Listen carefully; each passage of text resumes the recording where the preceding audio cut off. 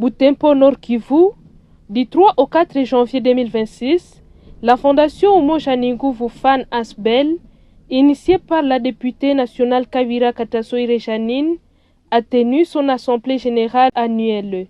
2 jours de réflexion, de redevabilité et de projection au service du développement intégral de l'homme et de la communauté.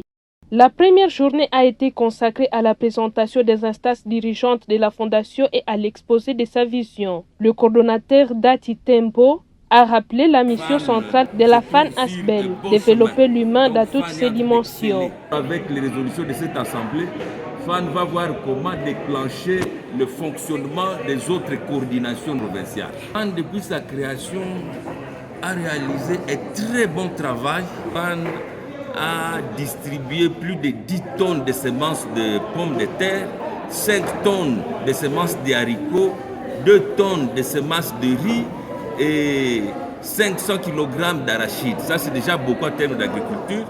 En ce qui concerne l'octroi des motos, jusqu'à présent, FAN a déjà octroyé 780 motos aux bénéficiaires du programme Entrepreneuriat des jeunes. Voilà.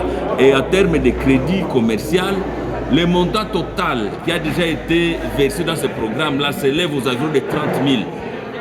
Et le bénéficiaire a 50 $ qu'il doit restituer à raison de 1000 francs par jour. Moment fort de cette journée, la présentation du bilan général 2025, jugé éloquent, a mis en lumière l'impact concret des actions de la Fondation dans les secteurs de l'agriculture, de l'entrepreneuriat, de l'éducation et de la santé. En 2025, la Fondation Umoja-Ninguvu a appuyé plus de 1300 ménages à travers la distribution de semences agricoles, l'octroi de crédits commerciaux, la remise de plus de 700 motos, ainsi que l'encadrement des 37 centres de formation professionnelle. Dans le secteur de la santé, plus de 4000 personnes ont bénéficié des consultations ophtalmologiques gratuites, tandis que plusieurs veuves ont reçu un accompagnement psychologique.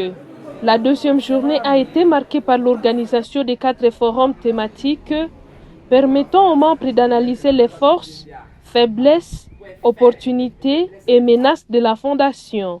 Parmi les forces relevées figure l'innovation locale, notamment l'invention de la machine coutonguleuse pour le décortiquage du maïs, la structuration des centres de formation et les initiatives économiques porteuses. Les échanges ont également permis d'identifier certaines faiblesses internes, d'explorer les opportunités de croissance et d'anticiper les menaces liées au contexte sécuritaire et socio-économique. L'Assemblée générale a été honorée par la présence de l'honorable Kaswera Mouriankote Léonie, député provincial, disciple politique de la députée nationale Kabira Katasoire Janine et membre d'honneur de la Fondation Umoja-Ninguvu, aux côtés de plusieurs cadres et invités.